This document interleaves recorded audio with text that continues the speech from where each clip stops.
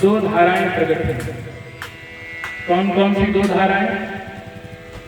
एक भगवान के पैरों से भागीरथी गंगा प्रवाहित हुई और दूसरी गंगा भगवान के श्री मुख से भागवत रूपी गंगा प्रवाहित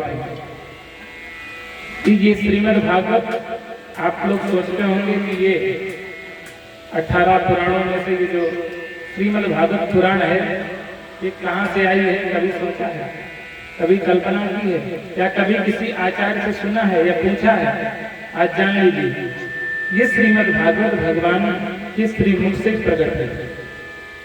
और ये जो गंगा जो अमावस्या पूर्णमासी जब स्नान करने जाते हो, ये गंगा भगवान के श्री पैरों से पद से प्रकट है।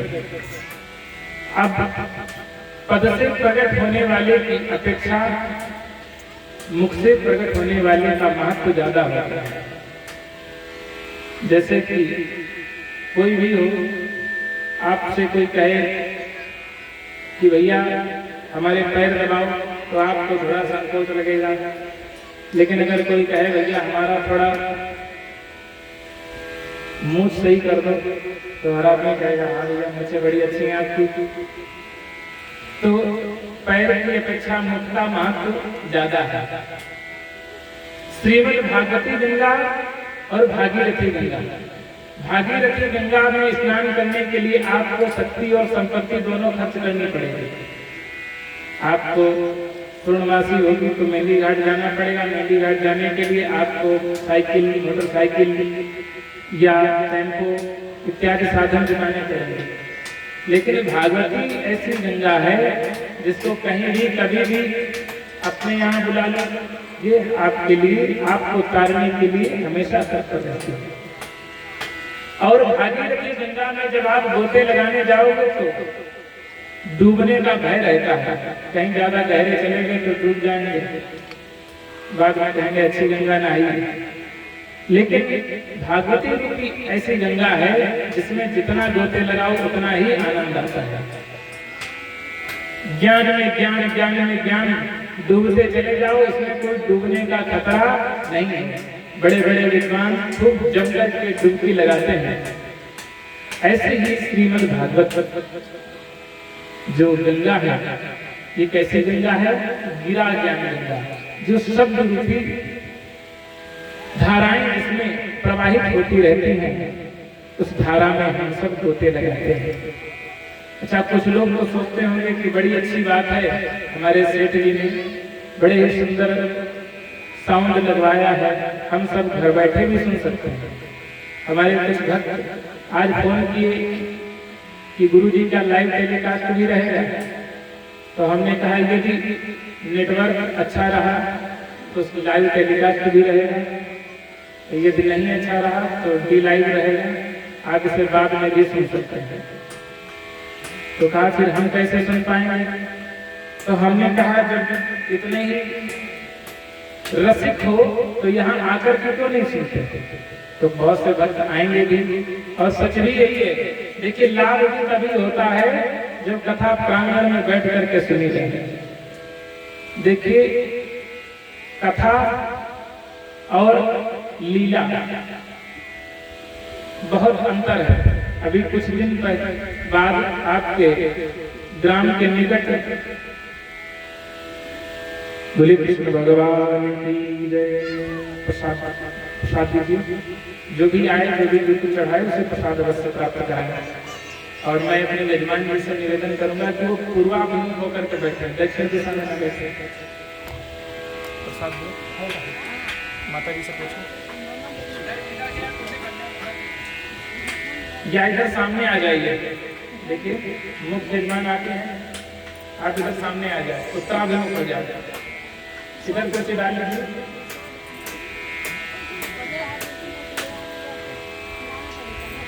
बोले कृष्ण भगवान की जय हो। तो मैं आपको बतला रहा था कि कथा सुनने का लाभ भैया तभी है जब कथा प्रांगण में बैठ करके सुनी जाए। लीला और कथा लीला को कहीं भी खड़े होकर के या किसी भी प्रांगण से भी दूर बैठ करके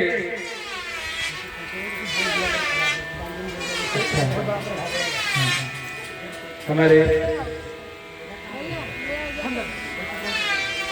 ग्रामीण सर्वेश भैया जिन्होंने भगवान की श्री कृष्ण कथा में 101 रुपए भगवान के श्री चरणों में समर्पित किए। भगवान खूब धन धान्य इनको दें और ऐसे खूब धर्म में खर्च करते रहें। बोले कृष्ण भगवान की जय।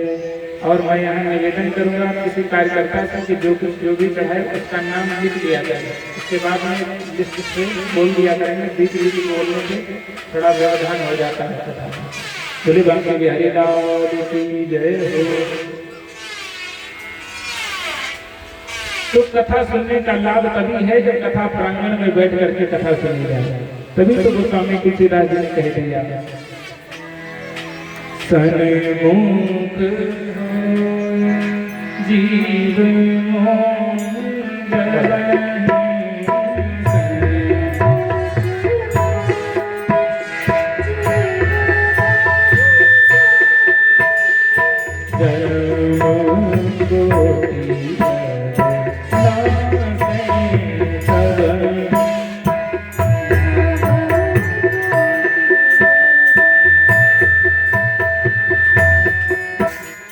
सन्मुख हो जीव मोहि बरहि। सन्मुख हो जीव मोहि बरहि। जन्म कोटि नासै करहि।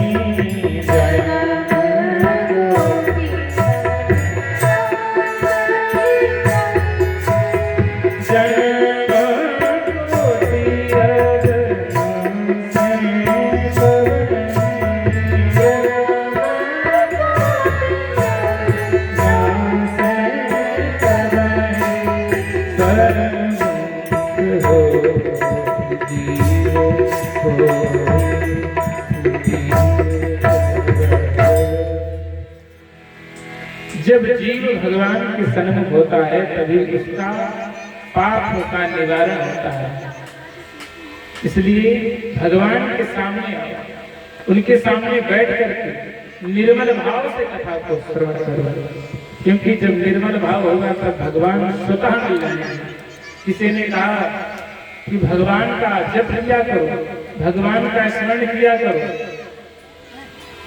तो कहा कि भगवान का जप आखिर कितना करें, कितना स्मरण करें, भगवान तो मिलते नहीं। तो एक संत ने कहा कि भगवान को पकड़ना है तो भगवान को पकड़ने से पहले भगवान को भक्तों को पकड़ ले, भगवान स्वयं पकड़ में आ जाए। अच्छा, भक्त मिलते कहाँ? भक्त तीर्थों में, भगवान के मंदिर में, प्रांगण में, कथा क्षेत्र में, सत्संग में मिलते हैं। अब कोई सोचे कि हम सर्कस देखने जाएंगे, वहां भगवान के भक्त मिल जाएंगे, तो क्या मिल जाएंगे? कभी नहीं मिल सकते। भगवान के भक्त तो केवल तीर्थों में मिलेंगे, भगवान के भक्त केवल स्वरामपुरी बाबा मंदिर में ही मिलेंगे, भगवान के भक्त तो भगवान की कथा में ही मिलेंगे। बोले भक्त वत्सल भगवान की। आगे कहते हैं संत ये श्रीमद् भागवत बड़ी ही दुर्लभ है।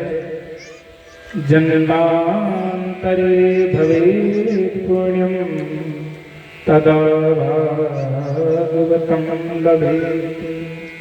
जब हमारे जन्म जन्मांतर के भाग्य के पुण्य उदय होते हैं तब हमें भागवत कथा श्रवण करने का सौभाग्य प्राप्त होता है। कुछ लोग सोचते हैं कि कथा तो हम खूब सुन सकते हैं, यहाँ नहीं सुन पाए तो किसी दूसरे गांव में सुन लेंगे। लेकिन भैया हो सकता है कि आपको आज ही मिलने वाला हो, लेकिन आपने वह समय गवा दिया। आप केवल अपने समय को टाल दिए। आपने सोचा कि यहाँ ना सुन करके मैं कहीं और सुन लूंगा, तो ये समझ लो आपने पाप कर दिया। क्योंकि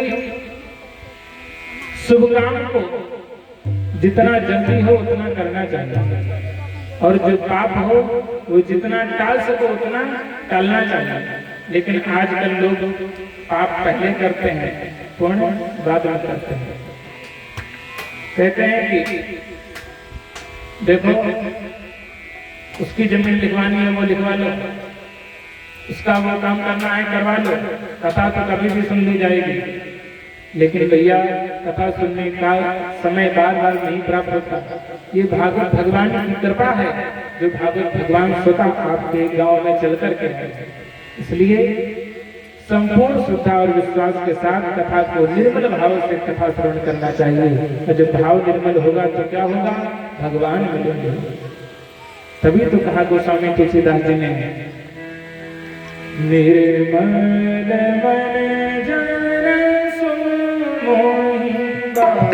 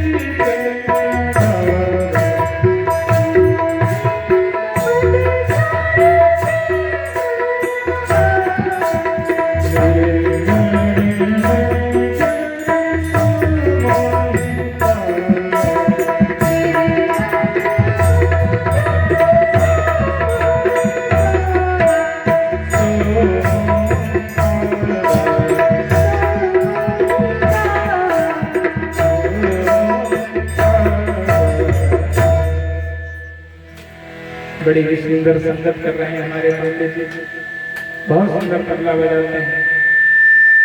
निर्मल मन सो मोहि पावा, जिसका मन निर्मल होता है भगवान उसे स्वतः मिल जाते हैं। इसलिए बड़े ही निर्मल भाव से कथा सुनने आओ और साथ साथ में लोगों को प्रेरित भी करो। संतों ने कहा कि भैया प्रेरित करने से क्या लाभ होगा, तो कहते हैं कि लाभ तो इतना बड़ा होता है। कहते हैं कि अनन्यास चिंतयन्तो माम ये जना पर्युपासते तेषां नित्याभियुक्तानां योगक्षेमम्। जो भक्त मेरा अनन्य भाव से मेरा चिंतन करता है उसका मैं संपूर्ण योगक्षेम वहन करता हूँ। मैं उसकी समस्त चिंताओं को दूर करता हूँ, हर प्रकार से उसका कल्याण करता हूँ। और जो धर्म की ओर प्रेरित करता है, जो हमारी तरफ प्रेरित करता है, उसे भी तो लाभ देता ही देता हूँ, और जो प्रेरित करता है उसे और ज्यादा लाभ देते हैं। इसलिए आप कथा में आइए, साथ साथ में 4 लोगों को और प्रेरित करिए। जिस प्रकार से LIC एजेंट होते हैं, अपना बीमा करेंगे, अपने घर वालों का भी बीमा करेंगे, और साथ साथ में जितने इष्ट मित्र मिलेंगे उनका भी बीमा करेंगे। बस उसी प्रकार से जो भगवान के भक्त होते हैं LIC एजेंट इस तरीके से होते हैं। आप उनसे एक बार भगवान के बारे में पूछने को कहो तो वो 10 बार समझाने के लिए तैयार है। बस उसी प्रकार से संत लोग भी होते हैं। बोले कृष्ण भगवान की जय। सच्चिदानंद रूपाय विश्वोत्पत्त्यादिहेतवे तापत्रय विनाशाय श्री कृष्णाय नमः। श्री कृष्णाय वयं नमः। ये श्रीमद् भागवत कथा का महात्मा का प्रथम श्लोक। श्रीमद् भागवत के महात्मा में पद्म पुराण के 6 अध्याय दिए गए। इन 6 अध्यायों में श्रीमद् भागवत कथा का महत्व बतलाया है। श्रीमद् भागवत कथा में 12 स्कंद होते हैं, 12 स्कंद हैं और 335 अध्याय हैं और 18,000 श्लोक। अब तो ये जो गीता प्रेस गोरखपुर वाली जो श्रीमद् भागवत कथा है, जो पोथी है, इसमें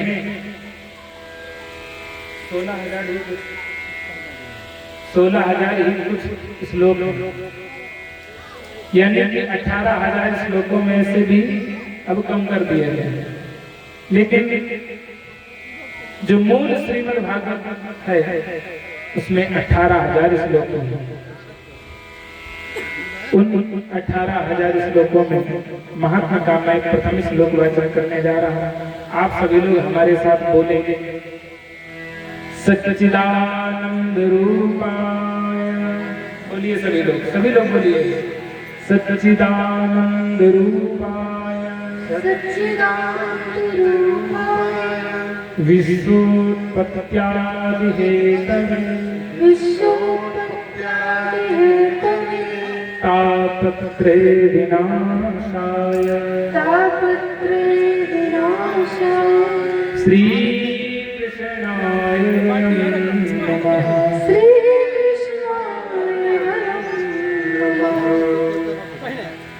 इस श्लोक में भगवान श्री कृष्ण की वंदना करी गई और इस श्लोक को जो भी जीव जहाँ पर बैठ करके गाता है उस जगह का और उसका कल्याण हो जाता है। श्रीमद् भागवत कथा में ही आया है, यत्र भागवती वार्ता सा भूमि तीर्थ रूप। जहाँ भागवत कथा का वाचन शुद्ध होता है वह भूमि साक्षात तीर्थराज बन जाती है। ये ऐसा तीर्थराज चलता फिरता प्रयागराज बन जाता है।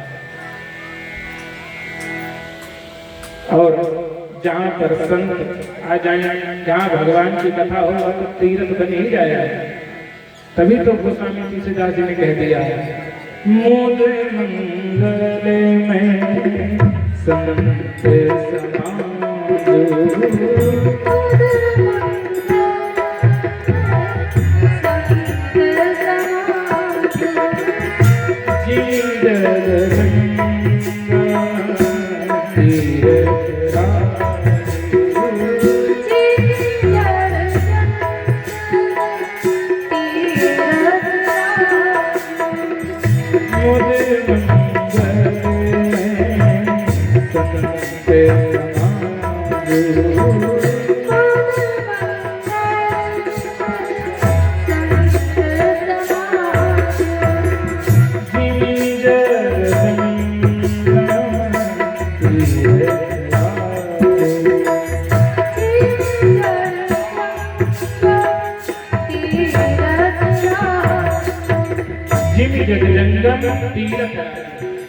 जहाँ पर संत का समाज इकट्ठा हो जाता है वह तीर्थ बन जाता है।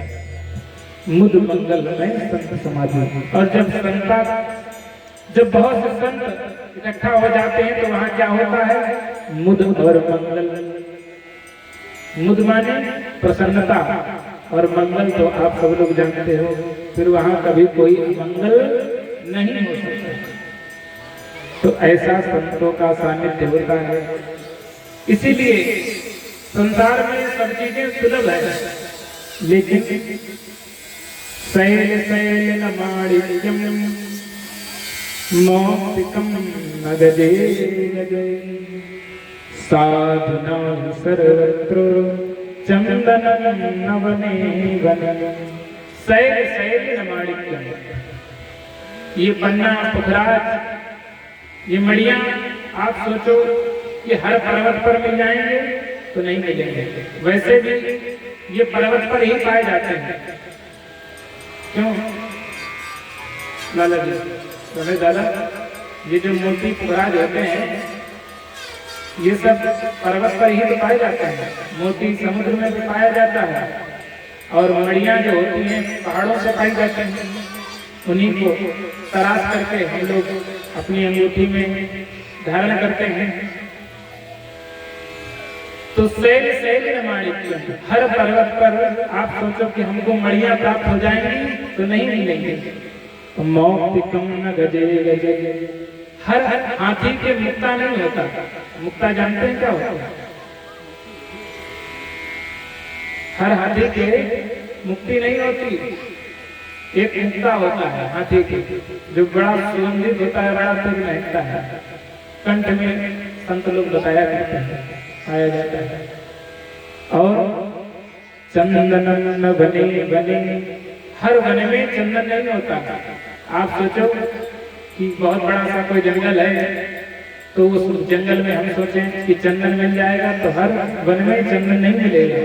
बस उसी प्रकार से साधु नहीं सर्वत्र, ऐसे दिव्य संत सोचो कि हर जगह मिल जाए तो बहुत दुर्लभ है। कि तुम भी बहुत बड़ी सारंगपुरी बाबा की कृपा है। मैं तो इनकी कृपा समझता हूँ कि आप लोगों के ही बीच में पला पुसा, और आप लोगों ने शायद कुछ ऐसे पुण्य किए होंगे जो ऐसे गुरुदेव मुझे प्राप्त हुए, और ऐसे दिव्य संत जिन्होंने बहुत हमारे जैसे न जाने कितने शिष्यों को तैयार करके आज समस्त पूरे भारत में वे धर्म का प्रचार प्रसार कर रहे हैं। उनमें से मैं भी एक छोटी सी इकाई हूँ जो आज आप लोगों के बीच गुरुदेव के द्वारा गुरु सेवा से जो प्राप्त चंद्र ज्ञान में आप सभी भक्तों को दे रहा हूँ। ये सब गुरुदेव की कृपा है। तो ऐसे साधु, ऐसे संत हर जगह प्राप्त नहीं होते हैं। और श्रीमद् भागवत कथा में संतों की महिमा बहुत बतलाई गई है।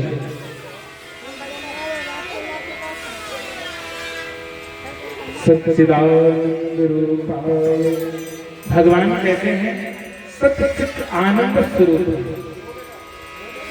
और करते क्या है? विश्वोत्पत्त्यादि हेतवे, विश्व की उत्पत्ति, उत्पत्त्यादि यानी कि उत्पत्ति और पालन करना और संहार करना। उत्पत्त्यादि, उत्पत्ति, पालन और संहार, तीनों चीजें।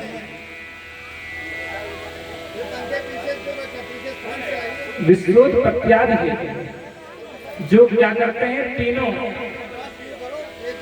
कारण है। और करते क्या है? तापत्रय विनाशाय, तीनों तापों को दूर करते हैं। दैहिक, दैविक, भौतिक।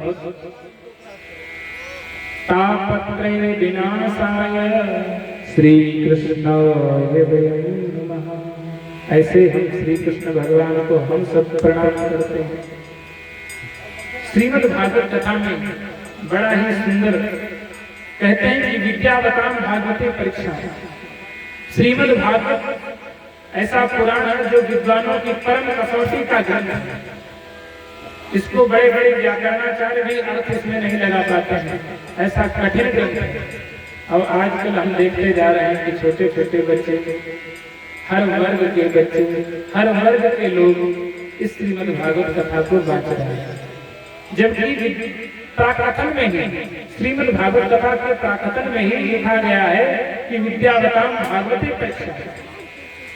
श्रीमद् भागवत कथा बड़े बड़े विद्वानों की परम कसौटी है, जिसको बड़े बड़े विद्वान भी अर्थ नहीं लगा पाते। और ऐसी श्रीमद् भागवत कथा इतनी लोगों ने सरल कर दी, कभी कभी तो विश्वास ही नहीं होता कि, और कहीं कहीं हम जाते हैं तो कहते हैं कि गुरु जी जो ये आप सुना रहे हो ये भागवत में है ही नहीं, हम तो ये भागवत में श्लोक सुने ही नहीं, क्योंकि आपने असली भागवत को सुना ही नहीं। और जिस दिन असली भागवत सुन लोगे उस दिन कल्याण हो जाएगा, फिर कुछ सुनने को नहीं रह जाएगा। यदि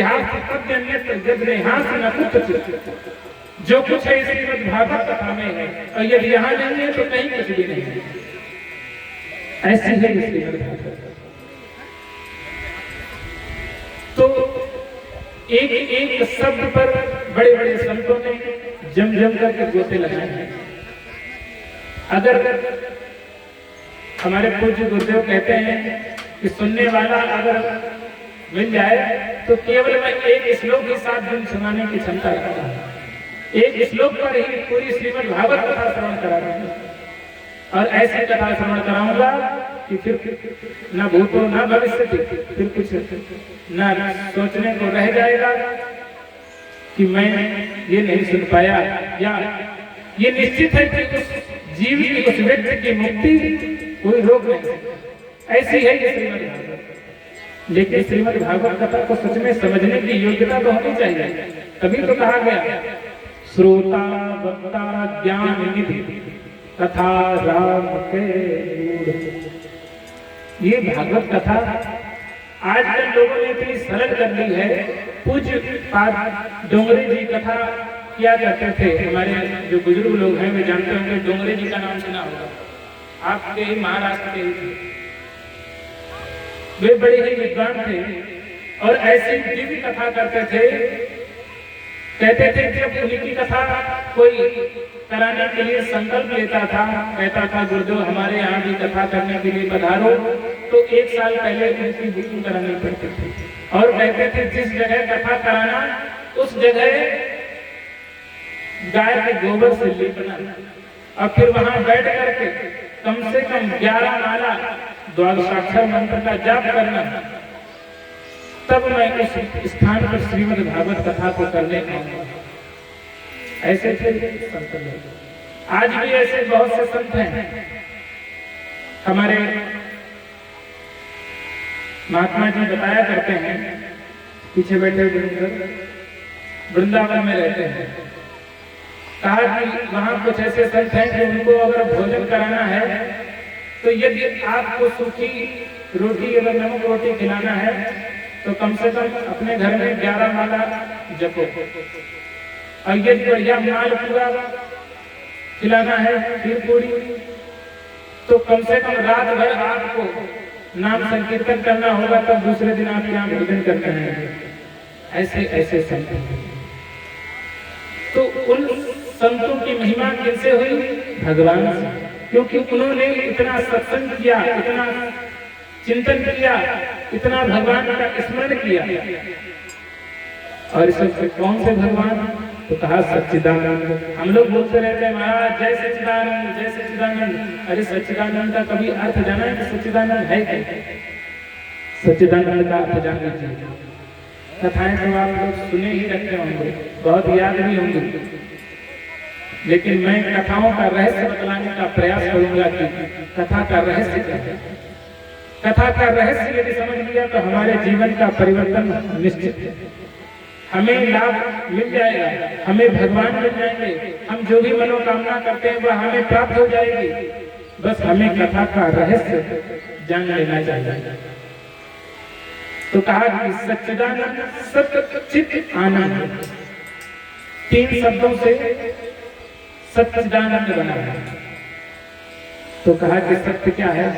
तो कहा कि सत्य वही है जो सतत निरंतर कभी शांत ना हो, शाश्वत हो, हमेशा हमेशा चलता रहे। अच्छा, सत्य कभी कहते हैं कि सत्य परेशान हो सकता है लेकिन कभी पराजित नहीं हो सकता। आज भी सत्य में जयते आप लोग लिखा हुआ देखते होंगे, पढ़ते भी होंगे, तो वह सत्य स्वरूप है परमात्मा। यहाँ तक कि महादेव ने स्वयं कहा है, क्या कहा है? उमा अनुभव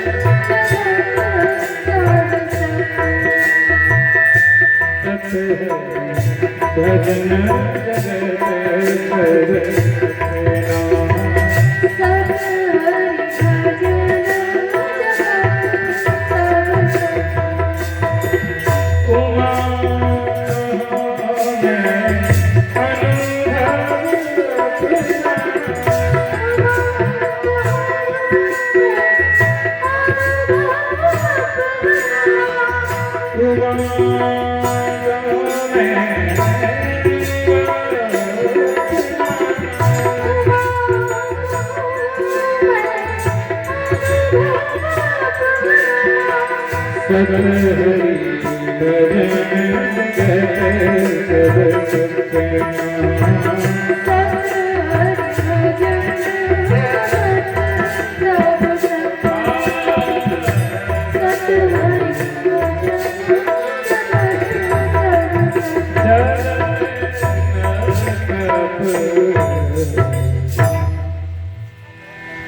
जगत सब सपना।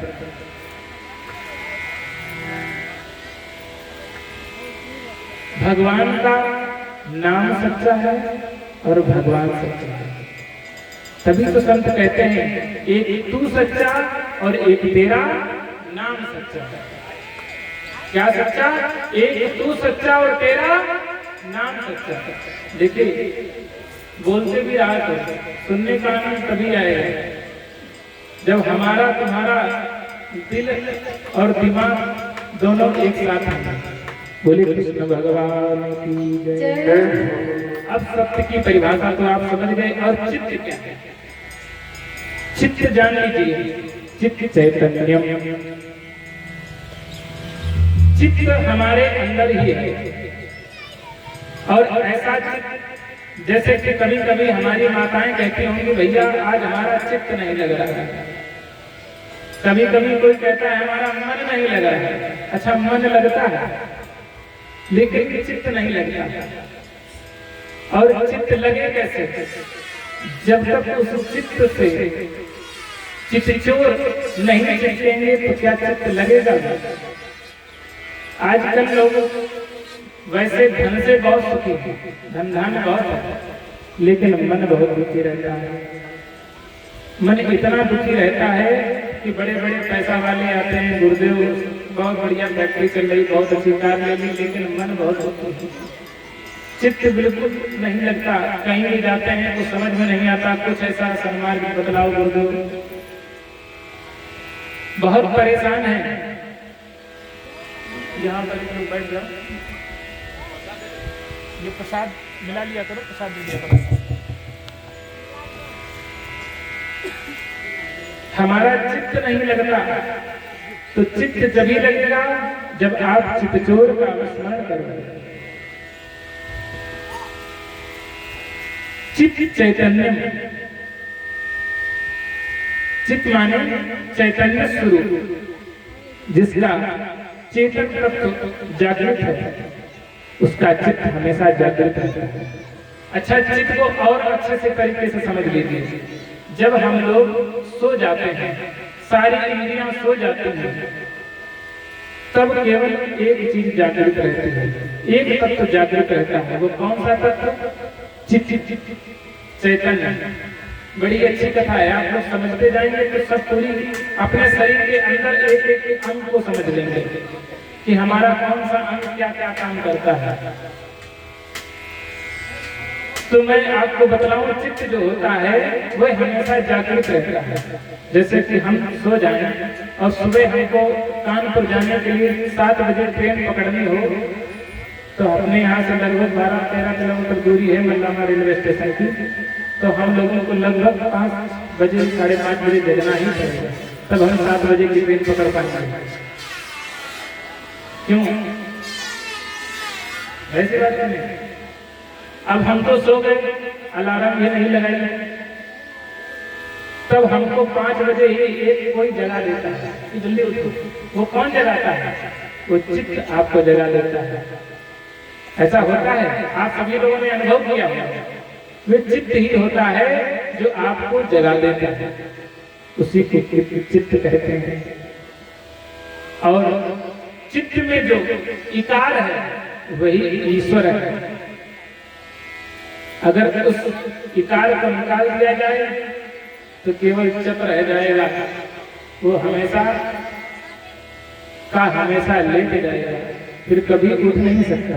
वही चेतन तत्व जब निकल जाता है तो कहता है कि अब इसको निकालो, अब हमारे लिए कोई काम का नहीं रहा। वही चेतन तत्व। आगे कहा कि सच्चित आनंद। आनंद क्या है? आनंद 2 प्रकार का होता है, एक साधन जन्य, एक स्वयं सिद्ध। साधन जन्य कौन सा? जिस प्रकार से बहुत गर्मी है और उस गर्मी में आप लोगों ने बढ़िया एसी लगवा लिया अपने कमरे में, बढ़िया आनंद से लेटे हुए हैं, आनंद कर रहे हैं। तो ये हुआ साधन जन। साधन के द्वारा आनंद प्रकट किया गया, उससे साधन जन आनंद कहते हैं। और कभी कभी कुछ लोग ऐसे भी होते हैं कि बंद कमरे में बैठे रहते हैं, पसीना टपकता रहता है और कहते हैं भैया कैसे बैठे हो, कहने लगे हमें बड़े आनंद है, हमें बहुत अच्छा लग रहा है। तो ये होता है स्वयं सिद्धि आनंद। आपको स्वयं जो प्रकट हो जाए, कभी कभी आपने देखा होगा, स्वयं अनुभव भी किया होगा, आनंद में तो आनंद होता ही है। कभी कभी जब रोते हुए या दुख भी होता है तो उसका भी आनंद कुछ और होता है। बहुत से भक्त होते हैं भगवान के मंदिर में जाते ही रोने लग जाते हैं। तो क्यों रोने लग जाते हैं? क्योंकि उनके अंदर जो आनंद की जो विभलता है वे इतनी बढ़ जाती है कि वे अपने आंसू को रोक नहीं सकते। उसी प्रकार से ये आनंद, देखिए मजा, सुख और आनंद इनमें सब में अंतर है। मजा क्षणिक होता है, सुख संतों के पास प्राप्त होता है और आनंद सत्संग में प्राप्त होता है, जहां भक्त और भगवान दोनों मिल जाते हैं। इसलिए आनंद का महत्व अधिक है। उस सच्चित आनंद से ही मिलकर के क्या बना? सच्चिदानंद। बोले सच्चिदानंद भगवान की जय। अब तापत्रे विनाशाय करते क्या है? हमारे तीनों तापों को दूर करते हैं, विनाशाय विनष्ट करते हैं। तीन ताप कौन से हैं? देखिए तीन ताप, ताप माने कष्ट, तपन, जलन। तो उन कष्टों से निवृत्ति कैसे करें?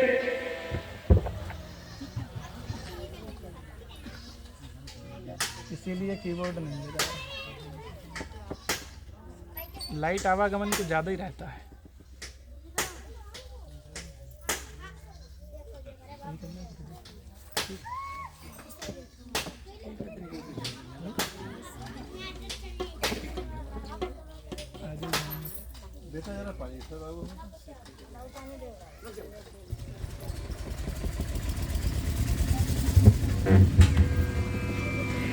हेलो, बोले कृष्ण भगवान की जय। बोले बंकी हरिलाल की जय। तापत्रे विनाशाय श्री कृष्णाय नमः। तापत्रय दैहिक और भौतिक। देखिए दैहिक क्या होता है? जो हमें देह से कष्ट प्राप्त होता है से दैवी आपदा। दैवी आपदा जैसे कि अभी भूकंप आ जाए, आंधी आ जाए, ये दैवी आपदा है। भौतिक कष्ट कैसा कि यहाँ आए और कहीं बिजली छू गई, तार छू गया। तो इस भौतिक संसार में जो सांसारिक कष्ट जो प्राप्त हो जाए, कहीं बिजली लग जाए, मोटरसाइकिल आपके ऊपर गिर पड़े, तो ये भौतिक कष्ट होगा। दैहिक कष्ट कहने लगे ज्वर बहुत तेज है, बुखार नहीं उतर रहा है, आंखों की रोशनी धुंधली पड़ गई, सर दर्द हो रहा है, ये दैहिक कष्ट है। इन तापों को दूर करना है तो केवल भगवान की कथा और सत्संग से ही दूर हो सकता है। अच्छा, कुछ लोगों ने कहा कि ऐसा कैसे हम मान लें कि क्या सचमुच ये श्रीमद् भागवत कथा या सत्संग के क्या कष्ट से दूर कर सकता है? प्रमाण क्या है? तो कहा कि प्रमाण संतों का ही ले लीजिए और आप लोग स्वयं ले लीजिए। प्रत्यक्ष क्यों प्रमाण? तो कहा प्रत्यक्ष क्या प्रमाण है? कहने लगे हॉस्पिटल जाके देख लो, संतों से ज्यादा वहाँ गृहस्थ लोग ज्यादा मिलेंगे। कि किसी को पथरी हो गई, किसी को कैंसर हो गया, किसी के ब्रेन हेमरेज हो गया, किसी को हार्ट अटैक, कोई शुगर, किसी को बीपी, किसी को हाइपरटेंशन, भांति भांति के रोग लिए व्यक्ति घूम रहा है। लेकिन किसी भी हॉस्पिटल में जाइए, क्या वहाँ संत लोग ज्यादा मिलते हैं? नहीं मिलते। क्योंकि उन पर भगवान की कृपा होती है। ये सत्य प्रमाण है, इससे अच्छा प्रमाण आप लोगों को नहीं मिल सकता। अभी मैं कह रहा था कि सत्य हरि भजन जगत सब सपना, उसी की बात को वेदांत दर्शन में शंकराचार्य जी ने कहा कि ब्रह्म सत्यम जगत मिथ्या, ये संसार मिथ्या है। कुछ लोग आपस में ईर्ष्या द्वेष कर कर सोचते हैं कि हम इससे ईर्ष्या करेंगे, इसका ये नष्ट हो जाए, इसका ये कार्य बिगड़ जाए, मेरा कुछ भी बर्बाद हो जाए, ऐसे भी लोग। लेकिन क्या वे कर रहे हैं? ना वे कर रहे हैं, ना तुम्हारा हो रहा है। ये सब सपना है। जो सपने से काटे कोई बिन जागे दुख दूर न हो। कहते हैं कि अगर सपने में सो जाओ और कोई आपका गर्दन काट दे तो हाय हाय चिल्लाते हो, और जब जग जाते हो तो ना कहीं तलवार है ना कहीं गर्दन है, सब अपने ठीक। कभी कभी ऐसा भी देखते होंगे, खटिया में लेटे थे, एकदम बड़े चौंक के कहने लगे अरे पहाड़ से गिर पड़े थे। अच्छा, एक लोग हमें मिले, कहने लगे गुरुजी हम सपने बहुत देखते हैं। तो हमने क्या देखते हो? कहने लगे हम देखते हैं कि हम रात में उड़ते हैं। अच्छा, तो क्या सपना सत्य होता है? हमने कौन कहता है? तो कहने लगे कि लोग कहते हैं। तो हमने पूछा उनसे एक बार बताओ वहां देख कौन रहा था? तो कहने लगे कि देख बहुत लोग रहे थे, हमारे गांव के बहुत से लोग थे। तो कहने लगे कि तुम्हें किसने बताया? कहने लगे तुम उड़ रहे थे कि तुम देख रहे थे? अब वो भी सोच में पड़ गया कि नहीं देख तो हम ही रहे। तो हमने कहा फिर उड़ कौन रहा था? तो कहने लगे हम ही उड़ रहे थे। तो हमने कहा ये बात कुछ समझ में नहीं आई, तुम उड़ रहे थे देख रहे थे? कहने लगे नहीं हम उड़ रहे थे। तो हमने कहा नहीं तुम्हें पता कैसे? कहने लगे हम देख रहे थे। तो हमने कहा जब तुम देख रहे थे तुम उड़ कैसे रहे? तो ना तुम उड़ रहे थे ना तुम देख रहे थे। यही संसार है, ना तुम कुछ कर रहे हो ना कुछ हो रहा है। ये सब उस परमात्मा की लीला है। भक्त लोग भगवान की लीला समझते हैं, और जो ज्ञानी पुरुष हैं वे इस संसार को मिथ्या स्वप्नवत मानते हैं। तभी तो कहा कि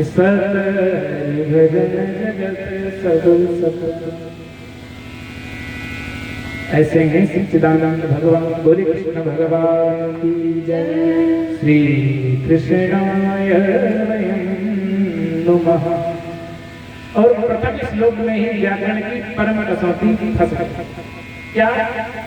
श्री कृष्णाय, श्री कृष्ण को हम सब वयम नुमः नमस्कार करते हैं, प्रणाम करते हैं। तो किसी संत ने कहा कि ये नुमः हो गया, नमः लिख देते भाई। नमः चंडिकाय नमः, श्री गणेशाय नमः, सगण सदा शिवाय नमः, ये नुमः क्यों लिख दिया? बड़ी सुंदर बात है। ये सब चीजें सब विद्वानों के पास नहीं मिलेंगी। ये तो पूज्य गुरुदेव की कृपा है जो इस दास को थोड़ा बहुत सेवा करने से जो भी जन्म ज्ञान प्राप्त हुआ, उस ज्ञान को मैं आप सबको देना चाहूंगा। नुमः इसलिए बना कि नुम धातु से, लुम धातु से, रोना सूत्र से ऋण का ना हो गया। तो गोस्वामी तुलसीदास जी ने भी लिखा है नौ में जनक सुता हुआ, नु का नौ हो गया, नौ में। उसी प्रकार से ऋण धातु स्तंभ नमस्कार योगे तो वह नुम से, ऋण से ही नुमः बना, ऋणा सूत्र से तो नुमः हो गया। नुमः माने नमस्कार करते हैं। ऐसा है भागवत कथा का प्रथम श्लोक का ये अर्थ। आप सबको समझ में आया? बोले कृष्ण भगवान की जय। यम प्रव्रजन्तमपेत कृत्यं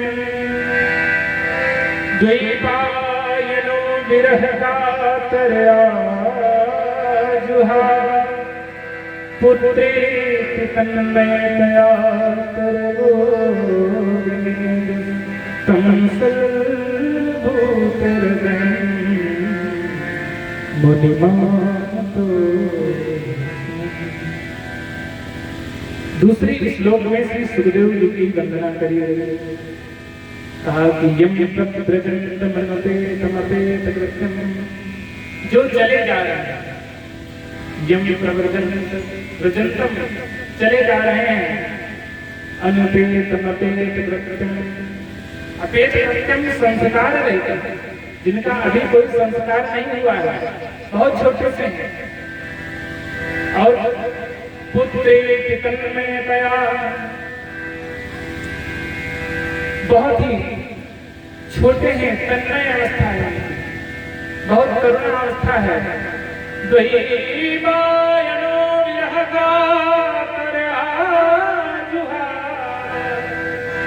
श्री कृष्णदेवराय व्यास जी पीछे से चिल्ला रहे हैं, हा पुत्र हा पुत्र हा पुत्र, पुत्र रुक जाओ, पुत्र रुक जाओ, लेकिन वह रुक नहीं रहे। तब वृक्षों ने कहा कि तरवो भी, सभी तरवों ने कहा कि तम सर्वभूत मनिमान तो। ऐसे श्री सुखदेव जी को हम सब प्रणाम करते हैं। तो कहा क्यों प्रणाम कर रहे हो भैया? तो कहा कि वृक्ष कबो नहीं फल बकाए, नदी न संचय परमार्थ के कारण, साधु धरा शरीर। हम सबका कल्याण करने के लिए आज साधु का वेश धारण किया है, और आप उनको कहते हो रुक जाओ रुक जाओ। अरे हम सबका कल्याण हो जाने में गुरुवर, इतनी बात सुनकर के व्यास जी को बड़ा ही आनंद हुआ कि आज मेरा पुत्र इस लायक बना कि आज जीव जंतु ही नहीं है, जड़ जन्म भी आज मेरे पुत्र की सराहना कर रहे हैं। ऐसे श्री सुखदेव जी को हम सब प्रणाम करते हैं, और श्री सुखदेव जी हम सब पर भी यहाँ कृपा करें। बोलिए सुखदेव भगवान की जय। अब कहते हैं कि ये श्रीमद् भागवत आई तो नैन से सूतमासीनम अभिवाद्य कथामृत रसास्वादा कुशला शौनको ब्रवीमि, कुशला शौनको ब्रवीमि। कुशला शौनको ब्रवीमि, कुशल शौनक जी बोले, क्या बोले? नैमिषे सूतमासीनम, नैमिषारण्य क्षेत्र में 88,000 ऋषि बैठे हुए थे, वहां श्री सूत जी भी बैठे हुए थे। उन श्री सूत जी ने प्रार्थना की कि गुरुवर, महान कलियुग निकट आ रहा है, और इस कलिकाल में अनेकानेक जीव जन्म लेंगे, और कलियुग के कारण अनेकानेक संतों का, ब्राह्मणों का अपमान करेंगे, देव स्थानों का अपमान करेंगे, फिर उनको पाप लगेगा, फिर पाप से कष्ट मिलेगा, और उस कष्ट से निवृत्ति कैसे मिलेगी? तो प्रभु कृपा करके कुछ बताइए, क्योंकि कहा कथा मृत रसास्वादा कुशला शौनको ब्रवीमि। ऐसे श्री कुशल शौनक जी बोले, इससे बोले श्री सूत जी से। और सूत जी हैं कैसे? महामति, छोटी मोटी मति नहीं, महामति कहा। महामति कहते हैं ना कि हमारी मति नहीं काम कर रही। देखिए हम लोग भी संस्कृत बोलते थे, लेकिन धीरे धीरे संस्कृत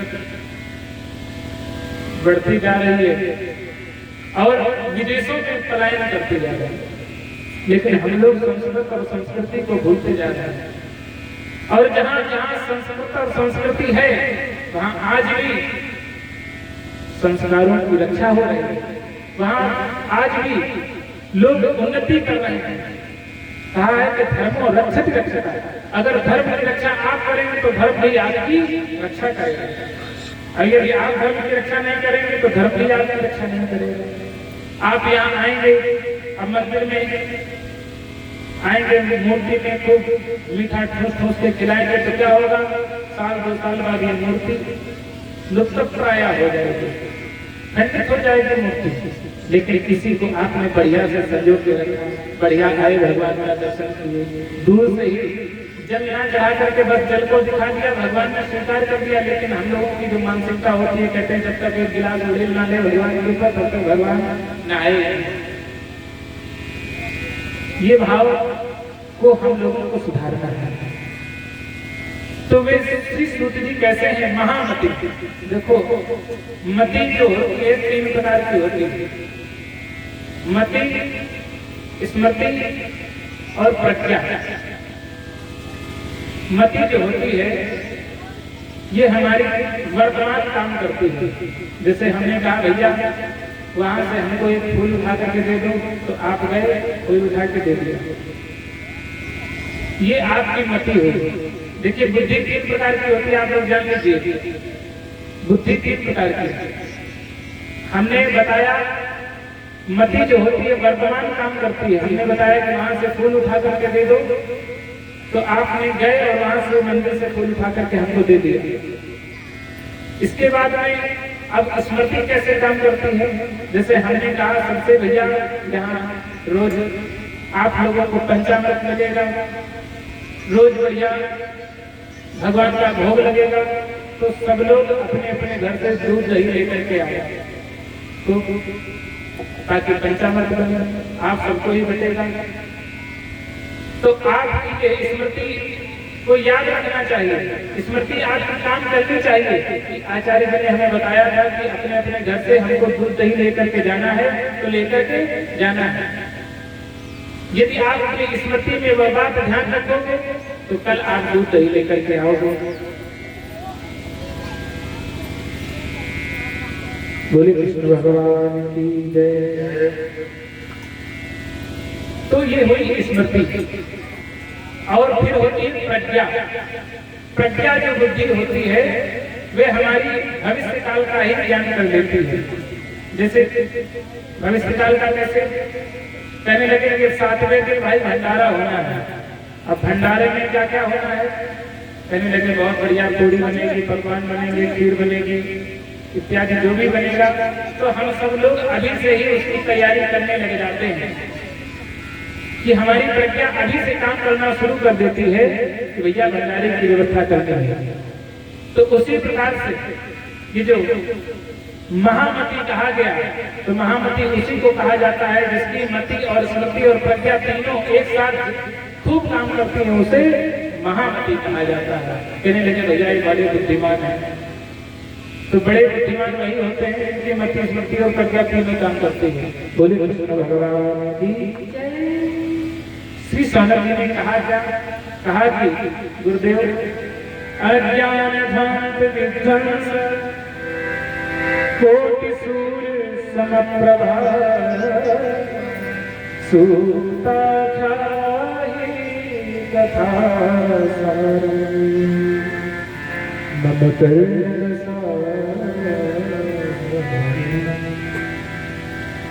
मम कर्ण रसायनम अज्ञान भांत विध्वंस कोटि सूर्य समप्रभा। प्रभु आपका ज्ञान कैसा है, महा अज्ञान रूपी अंधकार को दूर करने वाला आपका ज्ञान है। और कैसा है, कोटि सूर्य समप्रभा। एक सूर्य नहीं, कोटि करोड़ों सूर्य के समान है। एक सूर्य जब उदय होता है तो पूरे संसार में कहीं अंधेरा नहीं रह जाता, लेकिन कहीं कहीं सूर्य की प्रकाश भी नहीं पहुंच पाता। जैसे हम आपको प्रमाण दें, आपकी जो पीछे घर की कोठरी होगी वहाँ सूर्य भगवान का प्रकाश भी नहीं पहुंच पाता होगा, वहाँ आपको बल्ब लगाना पड़ता होगा, कभी कभी टार्च लेकर के जानी पड़ती होगी, भैया पीछे वाली कोठरी में कैसे जाएं, वहाँ बैग रखी है।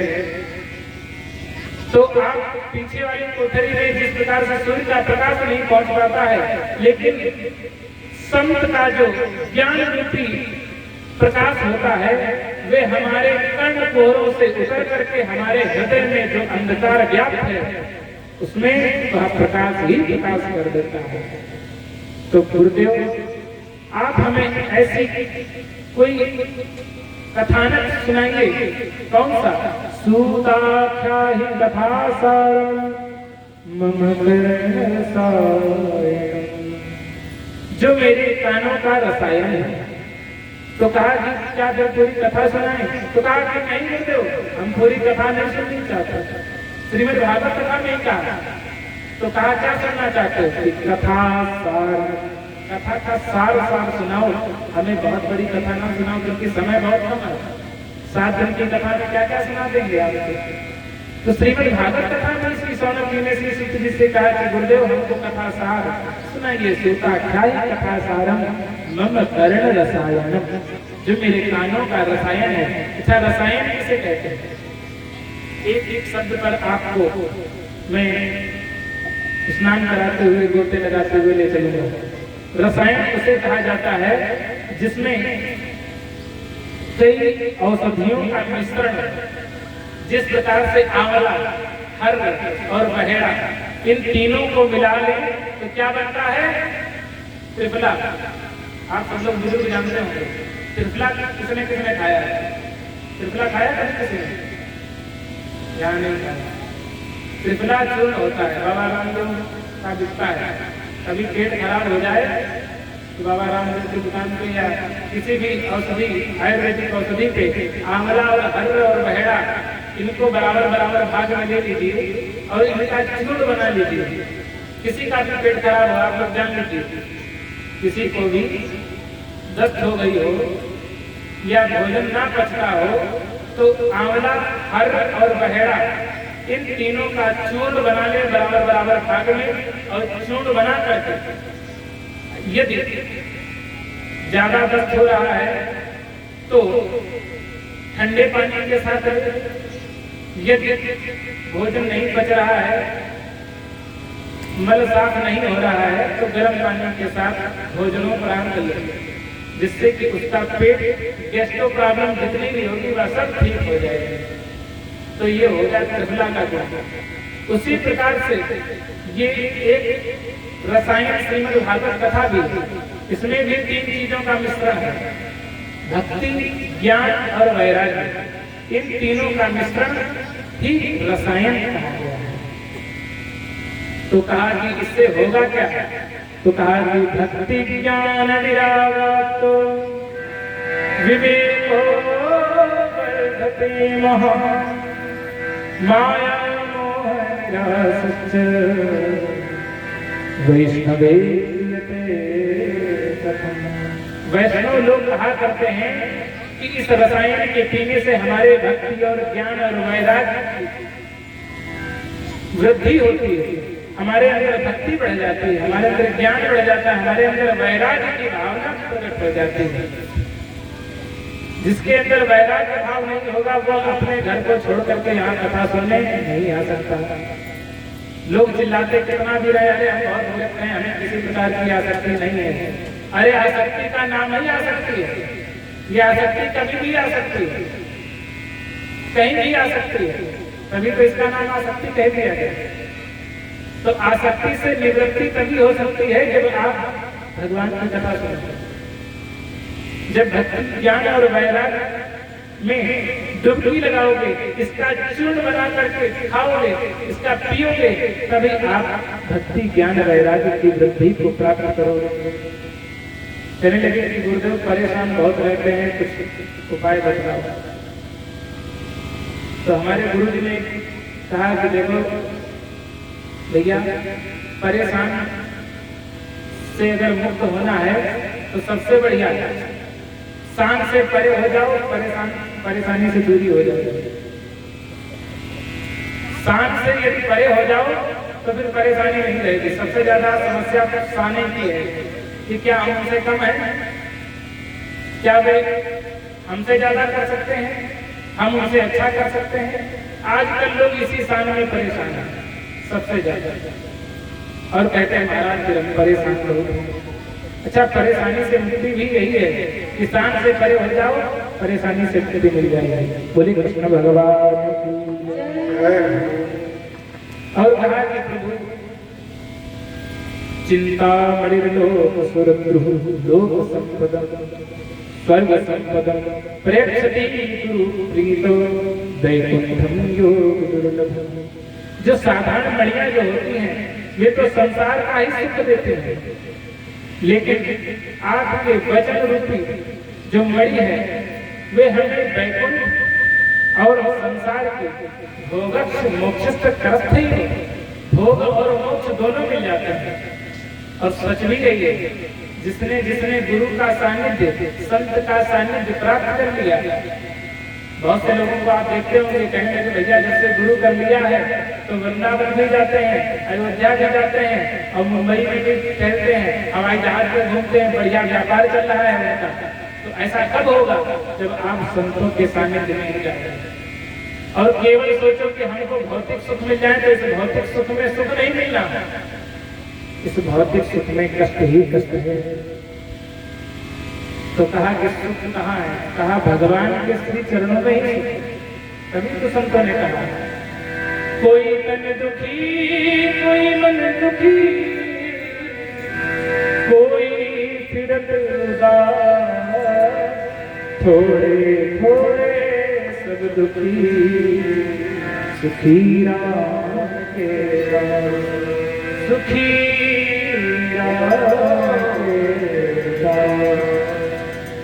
सुखी राम के दास। सुखी कौन है? जो भगवान का दास है। और भगवान के अगर स्वामी बन करके जाओ, लोग सोचे कि अरे मंदिर हमने बनवाया, मंदिर के स्वामी हम हैं,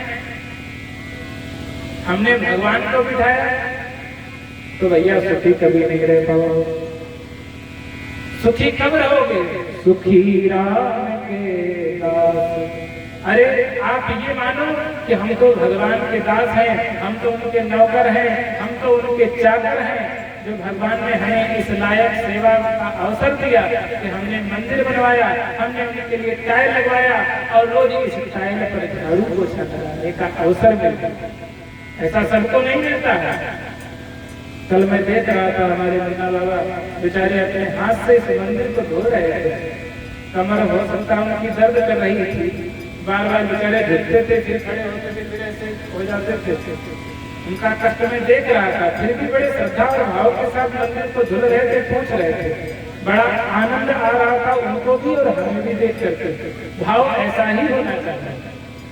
भगवान के जब तक दास बने रहोगे तो सुखी रहोगे, और जिस दिन स्वामी बन गए तो साहब दुखी ही दुखी रहोगे। आज भी होता है, लोग घर के स्वामी बन जाते हैं, जब तक कहते हैं ना कि एक संत कहा करते हैं कि जब तक शादी नहीं की, शादी से पहले शेर, और जब से शादी हो गई तब से शेर से शेरू बन गए। तो स्थिति तभी बिगड़ती है जब हम उस स्थान को, उस सामने वाले पर अपना स्वामित्व जब स्थापित करना चाहते हैं, तब हमें कष्ट प्राप्त होता है। यदि हम केवल निमित्त मात्र, हम कर्ता भोक्ता तुम्हें वसी, हम लोग केवल निमित्त मात्र करते रहें तो हमें किसी प्रकार का कष्ट नहीं प्राप्त होगा। भगवान का सेवा मान करके अपने गृहस्थी का भी पालन करें और भगवान की सेवा भी करें। वैसे तो इस कलयुग में कितने कहते हैं ना, कल मशीन, कल का अर्थ मशीन भी लगाया संतों ने, और इस मशीनरी युग में आदमी मशीन जैसा दौड़ रहा है। और इस मशीनरी युग में भी आप लोगों को इतना समय जो मिला है, जो भी मुट्ठी भर लोग बैठे हुए हैं, वैसे बहुत कम ऐसा होता है, हम जहाँ भी जाते हैं बहुत भीड़ होती है। पूज्य गुरुदेव के आशीर्वाद से हजारों लोगों के बीच में कथा सुनाने का सौभाग्य प्राप्त होता रहा है और होता रहेगा। और आज तो खैर पहला दिन है, मुझे विश्वास है कि यहाँ भी मुट्ठी भर नहीं, कहते हैं कि मैं हाथ भी नहीं उठा पाऊंगा, इतनी भीड़ होनी चाहिए और ऐसा होना ही चाहिए। आप सबको प्रेरित करते तो स्वामित्व की भावना छोड़ करके भगवान के दास बने रहोगे तो हमेशा सुखी रहोगे। काल व्याल मुखग्रास त्रास निर्णाम हेतवे श्रीमद्भागवतम शास्त्रम कलकीरेण वासितम। ये श्रीमद्भागवत कैसी है? कहते हैं कि काल व्याल मुखग्रास, कोई एक मेढक आप देख रहे होंगे, बरसाती मौसम में बहुत देखने को मिल जाएंगे, बड़ा सा मेढक, उसको एक बड़े से जाल में एक सर्प ने उससे पकड़ रखा है। मेढक दबा हुआ और सामने तक एक कीड़ा आ गया। अब वो मेढक ये नहीं जान पा रहा है कि हम सर्प के मुख में दबे हुए हैं।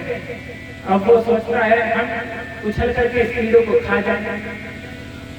अच्छा, वह जैसे ही उछलेगा, कीड़े को खाना चाहेगा, तैसे वह व्याल क्या करेगा? दाब लेगा और वह मृत्यु को प्राप्त कर देगा। हम लोग भी ऐसे ही काल रूपी समय रूपी व्याल के मुख के काल कमलित है, उसके कौर बने हुए हैं और हम लोग सोचते हैं कि सामने वाले को भैया बता दिया करिए।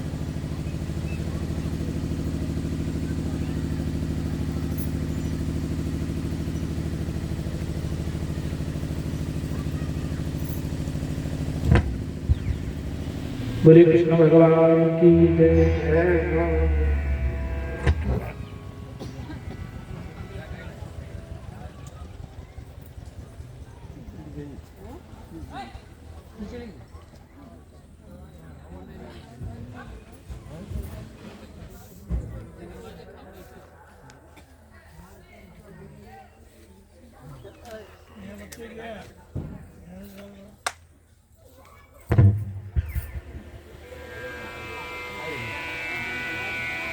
बोले कृष्ण भगवान की जय।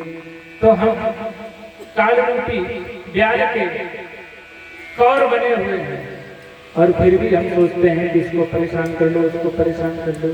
तो भैया किसी को परेशान मत करो, क्योंकि सब जग देखो ब्रह्म में किंसन करो बुरा। भगवान हर किसी के शरीर में व्याप्त है। ईश्वर अंश जीव अविनाशी चेतन अमर सहज सुख राशि। अच्छा, संतों के बीच में मैंने देखा कि कभी ऊंच नीच की भावना नहीं है, लेकिन प्रायः इस संसार में लोगों के ऊंच नीच की भावना ज्यादा व्याप्त होती है।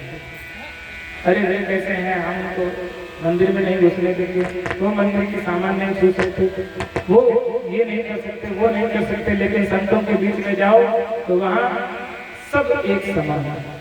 वहाँ क्या है?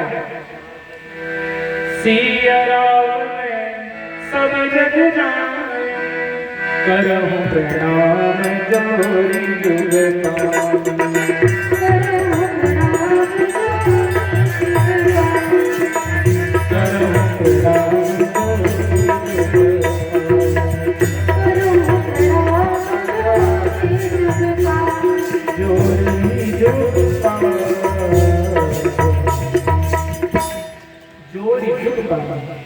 हम सबको तो रोज आज भी होता है, मैंने हर जगह तो नहीं देखा, लेकिन हम अपने गांव में बड़ा ही एक दूसरे का सम्मान देखते हैं। कोई भी किसी गली से निकल जाओ, भैया राम राम, सीताराम, राजा राम, सब पर दुआ सलाम लोग करते हैं, लेकिन शहरों में कोई किसी से नहीं बोलता। और ये अच्छी बात है, ये संस्कार और संस्कृति हमें लगता गाँव में आज भी सुरक्षित है। उसका पुण्य प्रताप तो स्वयं आप देख रहे हैं कि मुझ जैसा छोटा एक छोटी इकाई आज पूज्य गुरुदेव के सानिध्य में आते ही आज पूरे भारत में सम्मान प्राप्त हो रहा है। ये सब संस्कार और संस्कृति का ही प्रभाव है। इसलिए हम अपने बच्चों को बढ़िया संस्कार दें, अच्छी संस्कृति दें, ताकि उनके अच्छे संस्कार बन सकें। बोले कृष्ण भगवान की जय। तो कहा कि इतनी श्रीमद् भागवत बढ़िया है, तो इसका प्रमाण क्या है? तो कहा कि एक बार की बात है कि परीक्षिते कथां वक्तुं सभायां संस्थिते सुखे सुधा कुंभम् गृहीति वो देवास्तत्र समागमम्। एक बार श्री सुखदेव जी परीक्षित जी को कथा श्रवण कराने बैठे ही थे कि उसी बीच में देवता लोग आ गए। तो कहा अच्छी बात है, जहाँ भगवान की कथा होती है वहाँ देवता ही तो आते हैं। यहाँ भी भगवान की कथा हुई है, हो रही है, तो यहाँ कोई साधारण मनुष्य थोड़ी ना आया है।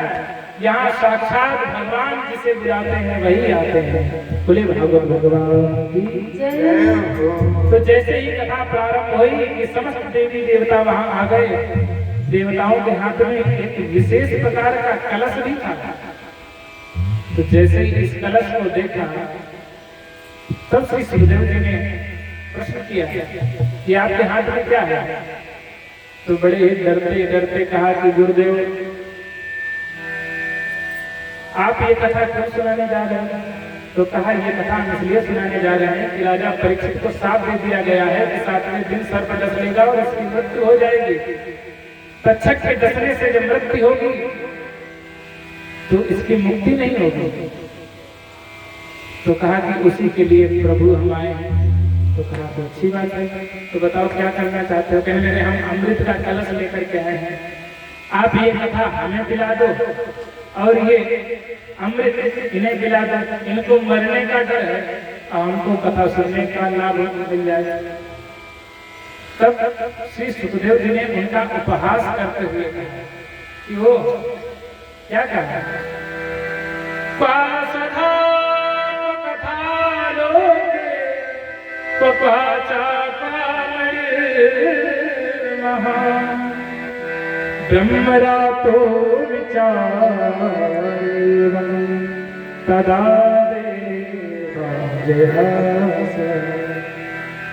सभा का कथा लो। अरे कहाँ कथा और कहाँ तुम्हारा ये सुधा। यानी कि इससे कहते हो अदला बदली कर ले। ये अदला बदली तभी की जा सकती है जो समान वस्तु हो।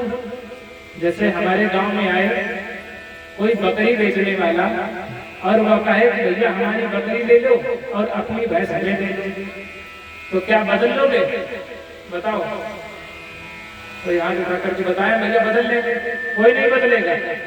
कहेगा भैया कहाँ तुम्हारी बकरी हो, कहाँ हमारी भैंस। उसी प्रकार से श्री सुखदेव जी ने कहा देवताओं तुम कहते हो कि अमृत, अरे अमृत बेस्वाद सीमित अमृत पीने के बाद भी एक ना एक दिन कहते हैं ब्रह्मा को भी शरीर छोड़ना पड़ता है। इंद्र भी बदल जाया करते हैं। एक स्वामी जी गाया करते थे, सतयुग द्वापर कलयुग त्रेता ये सब मिलकर जब सौ ब्रह्मा मर जाते हैं तब शंकर को दिन। ऐसे सतयुग द्वापर कलयुग त्रेता ये चतुर्युग बीत जाते हैं तब ब्रह्मा का एक दिन होता है। और ऐसे जब 100 ब्रह्मा मर जाते हैं तब शंकर का एक दिन होता है। तो सोचिए जब ऐसे अमृत पीने वाले जब ब्रह्मा जी चले जाते हैं तो हमारे परीक्षित जी क्या कहेंगे, अरे इस अमृत को ले जाओ भैया। अरे कहाँ कथामृत सुस्वाद असीमित, जैसे अमृत एक निश्चित मात्रा में होता है, कलश में होगा। जैसे बढ़िया कोई शरबत लेकर के आए और आपको पिलाए और इसके बाद में क्या भैया सबको पिलाओ, तो यही कहोगे भैया बस हाथ में दे दो थोड़ा थोड़ा, और कम होगा तो केवल कहेंगे भैया सीधे से दे दो। लेकिन ये कथामृत इसको चाहे एक लोग सुने चाहे 1000 लोग सुने, ये कभी कम होने वाला नहीं है। ये असीमित है, सुस्वाद है, इसमें आनंद आता है। अच्छा आनंद ना आता होता तो क्या आप लोग बैठे होते? इससे ये सिद्ध होता है भगवान की कथा आनंद देने वाली। एक लोग बोले कहने लगे, थोड़े नास्तिक टाइप के थे, कहने लगे बताओ भगवान कृष्ण करें रस लीला, हम करें तो हमारा चरित्र ढीला। तो हमने कहा कि भैया वे भगवान हैं, कहा गया है रेमी रमेशी ब्रज सुंदरी भी यथार्थ सब प्रतिबिंब विद्यमान।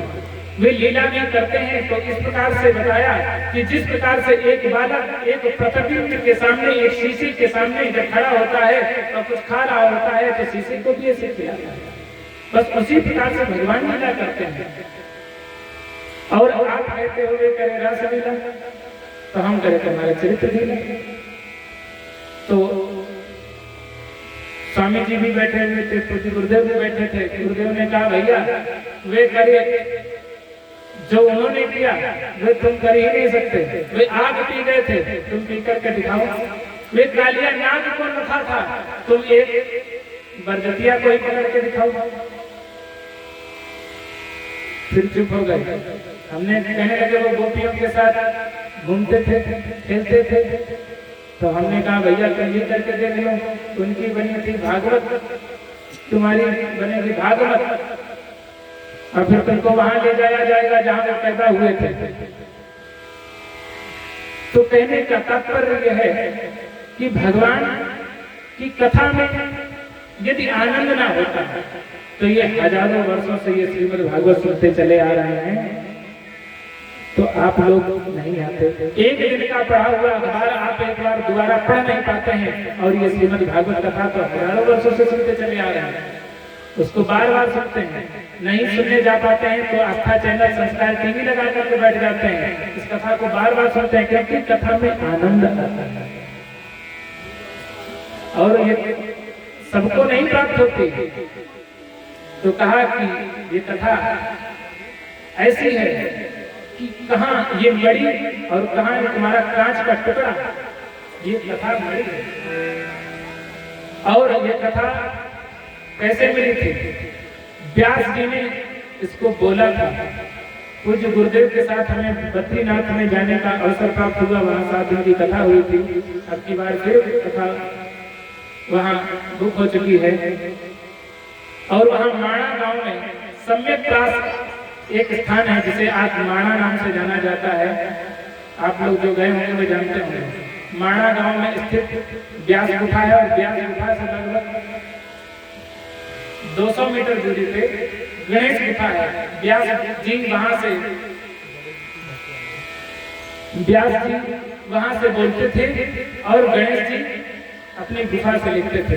एक बार कथा बोल ही रहे थे कि सरस्वती मैया बड़ी जोर से आवाज कर रही थी, क्योंकि वहां धाराएं अभी भी जब चलती हैं हा हा हा की आवाज होती रहती है। तब व्यास जी ने साथ दे दिया था, तो वे वहीं पर निकलती तो हैं, लेकिन उसी जगह सरस्वती माँ विलुप्त हो जाती है। इसके बाद फिर इलाहाबाद में आकर के उनका संगम होता है।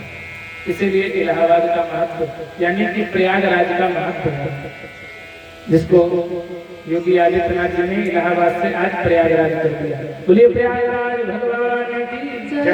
अब गणेश भगवान आने वाले हैं। गणेश जी की स्तुति, वंदना और उनकी सुंदर झांकी का भी दर्शन करें। आगे हम सब लोग फिर कथा का आनंद लेंगे। बोलिए गणेश भगवान की जय।